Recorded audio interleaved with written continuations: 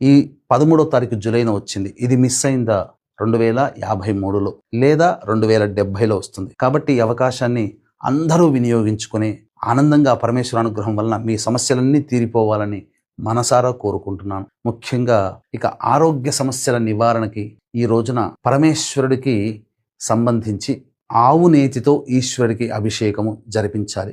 అలాగే గంజి వార్చి చల్లార్చినటువంటి అన్నముతో ఈశ్వరుడికి అభిషేకము జరిపించి తెల్ల జిల్లేడు పుష్పాలతో అర్చన చేయించాలి. అలాగే ఆవ నూనెతో కూడా ఈ సంబంధించినటువంటి అభిషేకము పరమేశ్వరుడికి జరిపించినట్లయితే తప్పకుండా మీకున్నటువంటి అనారోగ్య సమస్యలు నివారణ అవుతాయి. కార్తీక మాసం కల్లా సంపూర్ణముగా మంచి వైద్యుడో మంచి మందో మీకు దొరికి ఆ యొక్క అనారోగ్యం నుంచి బయటపడతారని చెప్పవచ్చు. కాబట్టి అవకాశం ఉన్నటువంటి వాళ్ళు ఈ యొక్క అవకాశాన్ని వినియోగించుకోండి.